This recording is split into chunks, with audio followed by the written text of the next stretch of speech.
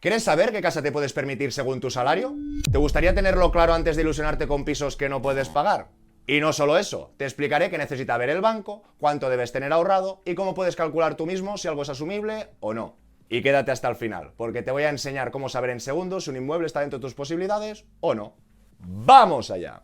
Hola a todas y todos, bienvenidos al Banquero del Pueblo. Aquí aprenderás sobre finanzas de forma clara y sin rodeos, para que tomes mejores decisiones, hagas crecer tu patrimonio y logres tus objetivos financieros. Suscríbete y toma el control de tu economía. Y antes de empezar, un aviso muy rápido. Este vídeo no va sobre cómo conseguir la mejor hipoteca del mercado. Este contenido es para todas aquellas personas que están empezando a mirar una vivienda y quizá no saben qué pueden permitirse o no. O dicho más claro, ¿tienes el sueldo y los ahorros suficientes? Muchísima gente empieza al revés. Se ilusiona mirando pisos en el Idealista y luego, sorpresa, descubren que no tienen los ahorros suficientes o que el banco no les va a dar la hipoteca. Antes de mirar los bancos, antes de ilusionarse, hay que saber tres cositas. La primera, ¿cuánto valen esos pisos? Y esto no lo decides ni tú ni el banco. La segunda, ¿cuánto dinero tienes ahorrado para esa entrada, esos impuestos, los gastos? Después lo veremos. Y por último, ¿cuánto puedes pagar al mes sin ahogarte? Y si no tienes claras estas tres variables, vas mal. Lo primero que hay que entender es que el banco no financia lo que tú crees que vale el piso que has visto, sino financia según el valor de tasación. Y el valor de tasación es lo que un profesional independiente, arquitecto técnico, arquitecto, estima que vale un inmueble, dejando fuera lo que serían las emociones, las modas o los caprichos. Y pongamos un ejemplo muy claro o clarificador. Imagínate que vemos el sótano o el piso del sótano que vive al lado Messi y que el propietario lo vende por 1 millón de euros. ¿Por qué? Porque al lado vive Messi. Y supongamos que va al tasador y todo lo tasa, ¿por qué? Por 100.000 euros, porque es un piso sótano. ¿El banco nos va a dar el 80% de 1 millón de euros, que es lo que compramos? ¿O el banco sabe que el precio objetivo de ese piso sin sentimientos, porque el día de mañana Messi se puede ir a otro piso, entonces ya ese piso sótano no es vecino de Messi, no va a valer 1 millón, va a valer 100.000? Tenemos que entender que el banco normalmente nos financia o nos da esa hipoteca sobre el menor de estos valores. Porque el banco, cuando presta dinero, sea en un préstamo o en una hipoteca, necesita cubrir la finalidad. Y si tu finalidad es comprarte un inmueble de 100, pues no te va a dejar 160. O en todo caso le tendrías que justificar para qué vas a pedir los otros 60. Aunque recomiendo a todas las personas que normalmente ese valor de tasación esté por encima del valor de compra. ¿Por qué? Porque significa que tú estás comprando cierta rebaja, un cierto chollo, porque teóricamente, que esta tasación tampoco es un valor absoluto, por eso no haremos. Es para tener un valor relativo en función del mercado y para que veamos o quitemos esos sentimientos o esas emociones de lo que vamos a comprar. Y aquí hay algunos bancos, podríamos hablar concretamente de ING, que ya hace bastantes años que no se ciñen con el valor de compra-venta. Que si tú realmente compras un inmueble que la tasación lo permite, pues te hacen financiaciones de más del 80% o incluso más del 90%. Aunque también ya es Vox Populi, que cada vez más bancos ofrecen ese 90%. Y por si no ha quedado claro, ponemos un ejemplo como más lógico, normal, sin ser tan exagerado. Si alguien compra un inmueble por 300, pero la tasación sale 250, el 80% de 300 será una hipoteca de 240.000. Pues no, porque si la tasación te sale 250, el 80% de 250 serán 200.000. Con lo que ya veis que puedes comprar algo más caro, pero en este caso, si te hacen una hipoteca de 200.000, tú necesitarás los 100.000 que no te financia el banco, más la entrada, que después veremos. Y ahora me gustaría compartir con vosotros la oferta actual de uno de los brokers que utilizo personalmente. Freedom24 es un corredor de bolsa regulado por la Unión Europea, que proporciona acceso directo a 15 bolsas globales de Estados Unidos, Europa y Asia. Además de opciones clásicas como acciones y ETFs, el broker permite invertir en bonos gubernamentales y corporativos en lotes pequeños, desde solo 1.000 euros.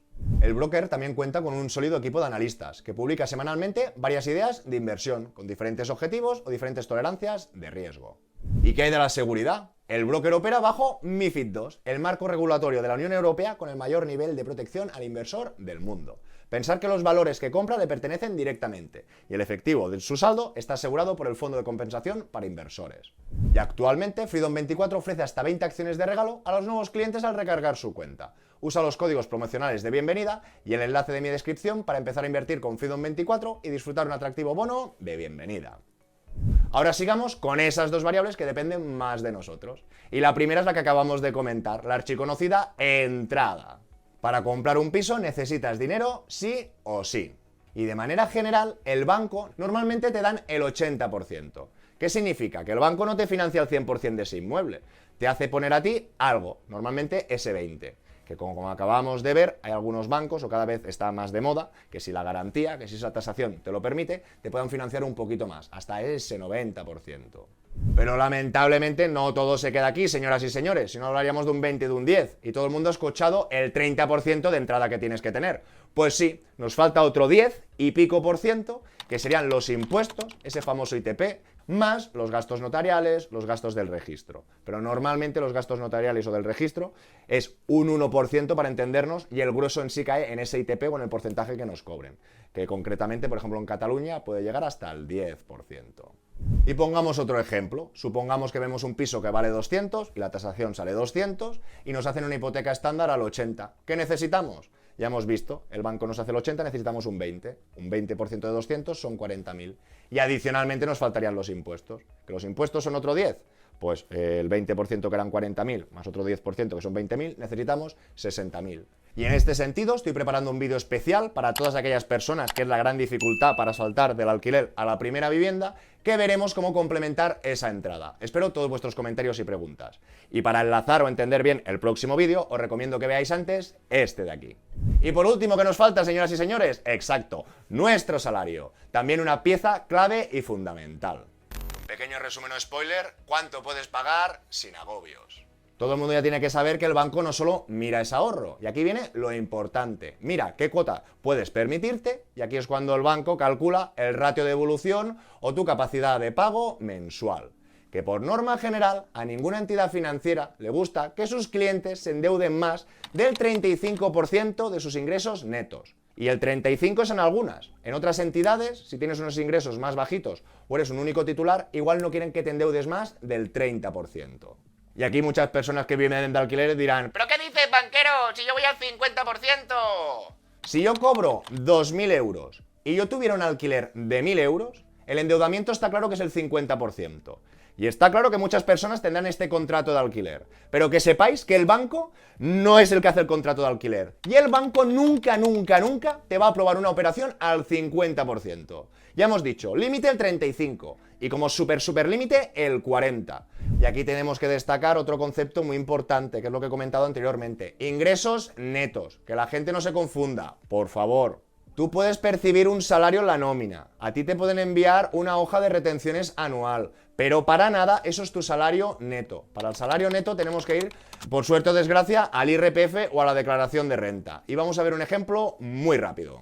Y más que nada, porque a las personas que quieran ver su ratio de devolución y hasta dónde se pueden endeudar, si ya empiezan mal, sobre todo si empiezan por debajo no pasa nada, siempre estarás a tiempo a subir. Pero si hay personas que están cobrando de manera neta 1.500 y ellos se piensan que son 2.000, pues se van a hacer un poco de trampas al solitario y el estudio previo pues va a durar o va a servir de poco.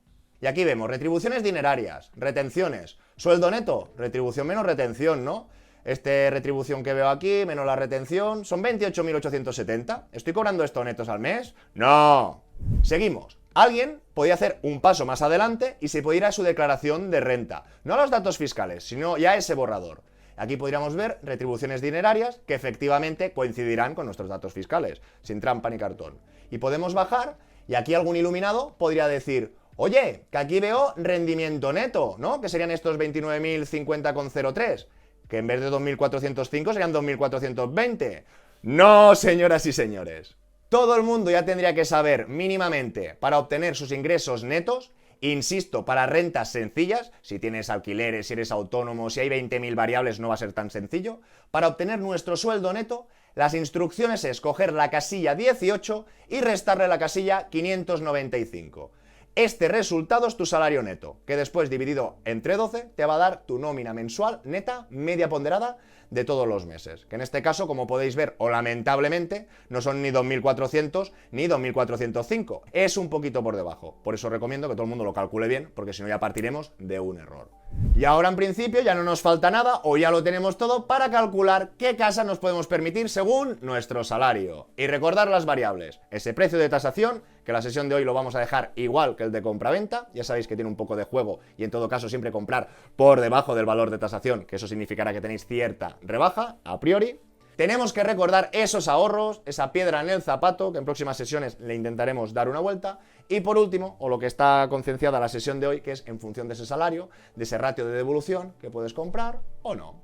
Y ahora nos encontramos en el Excel. Puedo pedir una hipoteca, gratuito y sin registro, que lo dejaré en la descripción del vídeo. Y todas aquellas personas que lo quieran utilizar, modificar, manipular, deben ir a archivo, hacer una copia, tendrán una copia en su ordenador y ya podrán hacer lo que quieran. Dicho esto, ahora estamos en un simulador que comprobaremos o veremos qué nos podemos comprar o dejar de comprar. Pero que sepáis que hay otras pestañas. Aquí hay otros capítulos, os invito a entrar en el canal y explicamos con más detenimiento por los diferentes puntos que pueda mirar el banco, dejar de mirar, si en vez de primera vivienda es segunda, etc. Volviendo a lo que nos ocupa, aquí tenemos que rellenar en azul nuestras variables. Y en función de estas variables iremos viendo qué podemos hacer o dejar de hacer. Aquí de entrada el precio de la vivienda, pues vamos a partir de 200.000 euros. Esto cada uno en función de lo que vea que pueda comprar o lo que le guste. Y ahora saltaríamos con ese punto tan importante, los impuestos. Y los impuestos son muy personales, en función de la comunidad autónoma. En función si alguien tiene más o menos de 30 años, de su salario, pueden tener alguna bonificación. En alguna comunidad puede pagar el doble, en la otra no. Con lo que esto, por favor, mirarlo con el banco, con el gestor o por internet, pero mirarlo detenidamente. Igualmente aquí os doy una pista. Cualquier persona podría entrar aquí en el idealista, gastos impuestos por comprar una vivienda. Entonces aquí tendremos unos cuadros para orientarnos. ¡Ojo! Compra de una vivienda nueva. Vivienda nueva, casi todo el mundo palma el 10 del IVA, más los actos jurídicos documentados. No, en este caso sería compra de vivienda usada. ¿En qué comunidad estás? ¿Que estás en Cataluña? Te comes el 10. No, que estoy en Canarias, un 6,5. No, que estoy en Baleares, un 8. Entonces, con este dato que todo el mundo obtenga, a expensas que confirmen si tienen bonificación o no, tendrían que venir aquí. Cataluña, dejo el 10. ¿Que estoy en otro sitio? Pues pongo lo que toque. Y ahora seguiríamos con los gastos del notario, que normalmente estos gastos van en función del inmueble que compras. ¿Qué os quiero decir? Pues viviendas de 100.000 puedes pagar 1.200. Si compras 200.000, 1.800. Si te compras de medio millón, pues serán 3.000. Aquí sobre 200.000, pues 1.500, 2.000 euros. En este sentido más vale que sobre que falte, pero no estamos hablando de 5.000, 6.000 euros. Sería un porcentaje. Ese pico que hablábamos anteriormente. Y por último, para determinar nuestro ahorro, veríamos ese porcentaje que nos financia o no nos financia el banco. ¿Que el banco te hace una hipoteca al 90? Tú tienes que poner un 10. Ahora vamos a mirarlo de manera más estándar. Yo recomiendo a todas las personas que lo miren a malas y después más positivo. Porque si te haces muy positivo en todo, después no te va a salir nada y te vas a cabrear. Con lo que yo empezaría viendo a un 20%, una hipoteca estándar al 80%. También después, en vez de ir al 80 al 90, podemos ir al 85. Recordar que tendremos que confirmar esa tasación, que en este ejemplo la estamos dando por válida o igual que el precio de compra, pero que será importante que todo el mundo conozca más o menos estas variables y juegue con ellas. Dicho esto, ¿qué nos damos cuenta, señoras y señores? Que un inmueble de 200.000 euros, con estos impuestos, con estos gastos y con esta hipoteca, necesitamos una entrada total de 61.500 euros, porque nos haría una hipoteca de 160.000. Con lo que aquí, en función de los ahorros de cada persona, sin ir al salario, lo siento, ya podréis ver si podéis o no. Que tengo 50.000, pues bueno, si tienes 50.000, podrías probar con un 10, para darte cuenta que en este caso concreto, sí que 200.000 euros, si consigues el 90, te llegaría. Y aquí ya puedes jugar. Uy, ¿y si no me va ni tan bien ni tan mal, que tengo un 85? Bueno, pues ya veríamos que estaría subido un poquito en línea, a ver si un familiar te puede dejar algo o no, a ver si puedes rebajar tú la oferta del inmueble o a ver si te puedes pelear por el banco para conseguir ese 10. Pero como decíamos, seguimos con el estándar, 20%. Supongamos que tengo 70.000 euros. ¿Podemos seguir? Adelante. Caso hipotético, ¿eh? Como habéis visto, aquí estábamos marcando entrada y entonces ya nos iríamos abajo para hablar de la cuota de la hipoteca. La cuota de la hipoteca, pensar que como mucho te la harán hasta que tengas 75 años. Por eso recomiendo a todas las personas pues, que indiquen su edad para ver en esta opción si la pueden hacer a más tiempo o no. Pensar que aquí ya tenéis un simulador con los tipos de interés, podéis poner lo que os dé la gana. Yo he puesto un 2,5 pues, para tener una partida a 30, 25 y 20 años. Y ahora aquí nos faltaría informar de ese salario neto mensual. Pero el neto, no el que cobramos, que a veces puede ser más o menos. Pero por eso hemos hecho el ejercicio previo de la renta para que todo el mundo lo verifique. Supongamos que cobro 2.000 euros. El sistema ya automáticamente calcula el máximo que te podrías endeudar. Con lo que en este ejemplo concreto, si yo tuviera este dinero y cobrara 2.000 euros, en este caso concreto, ¿podría hacer la hipoteca? Si puedo endeudarme 700 y la cuota de la hipoteca son 632, adelante, tiene ratio de devolución. Muy bien. Supongamos que no tenías la entrada, entonces juegas que vas a buscar una hipoteca al 90%. Ahora ya tienes la entrada, pero con este sueldo, ¿llegarías al ratio de devolución? Te estarías pasando de muy poquito, pero aquí realmente ya irías más justo. Porque recordar, estamos hablando del máximo, que es el 35. Tampoco se lo recomiendo a todo el mundo. Si se rompe cualquier cosa, una reforma del coche, nadie en principio te va a endeudar más. Con lo que, ojo, ojito. O aquí podría decir, no, me estoy desviando, porque no tengo ni la entrada, el 90 me va a costar. Veo que con el 90 encima no puedo pagar la cuota. Por lo tanto, aquí no hay truco del almendruco. Aquí lo único que podemos hacer es bajar ese target de piso, o el piso que estás viendo, el inmueble, la casa, lo que te guste, negociarlo. Venga, bajamos a 170. Volvemos a empezar, al 20%. ¿Qué tenía 50.000? Ay, bueno, ya veo que 200 estaba muy lejos, pero que aquí, igual con un mes o dos ahorrando, por decir algo, lo podría conseguir, o me lo pueden dejar. Vale, seguimos bajando. Con 2.000 euros 700, está claro que si baja el importe del inmueble, la hipoteca será más pequeña, con lo que aquí jugaríamos a la inversa. ¡Ay, venga! Que no, que aún me falta un poco, que no tengo tanto, que tengo 40.000. Pues le metes 10. Tengo 40.000, ¿puedo pagar esta entrada? Sí, voy abajo. Vale, antes, cuando eran 200.000, que la hipoteca era de 160 o era más, la cuota pasaba a mi ratio de evolución. Era complicado esa aprobación. Ahora, 700, 604, perfecto. Y pensar que hay más variables, pero por algo tenemos que empezar. No, es que a mí el Sabadell me hace el 230. Vale. Entonces verás en qué función del tipo de interés si realmente te impacta tanto en la cuota. Y ya veréis que lamentablemente se notan los intereses totales de todos los años, pero en cuota pues varía un poco, pero tampoco es tan decisivo. Y aquí abajo lo que comentábamos.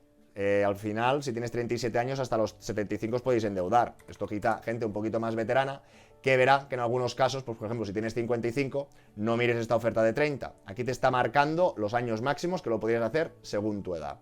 Y pensar y ser conscientes que si algo de esto no cuadra o no llegáis, no es que no podáis comprar nunca, sino que aún no estaréis preparados o listos. Y el spoiler del próximo día es todas aquellas personas que no tengan la entrada, veremos con un poquito más de calma, pero es indispensable que tengáis esto un poquito claro, veremos si podemos complementar con un préstamo y cumplir correctamente el ratio de evolución y conseguir nuestro inmueble. Pero esto a la próxima. Y si ahora estás pensando, vale, lo tengo claro, pero no tengo dinero para la entrada, pues suscríbete porque en el próximo vídeo veremos cómo conseguir una hipoteca sin entrada, usando préstamos preconcedidos. Y para prepararte bien no te pierdas este vídeo anterior. Y acabemos con unos errores comunes a evitar. El primero, ir al banco sin haber hecho los números antes. Error. Segundo, pensar que te lo van a financiar todo. Tercero, que te pienses que puedes pagar un alquiler no significa que el banco te vaya a dar la hipoteca, porque como hemos visto el ratio de evolución es mucho más exigente. Cuarto, y muy importante que me ha pasado personalmente, no te compres una casa o un inmueble que no puedas pagar a tipo fijo. Si estás comprando por encima de tus posibilidades o haciendo malabares con el Euribor, no te lo recomiendo, porque te puedes enganchar los dedos y hacerte mucha pupita. ¿Te ha quedado claro qué casa puedes permitirte con tu salario? Déjamelo en comentarios si te ha quedado alguna duda, que la responderé encantado. Y si te ha gustado este vídeo, suscríbete, dale like y compártele a aquella persona que crees que le puedes ayudar. Nos vemos muy pronto con más y mejor. ¡Hasta luego!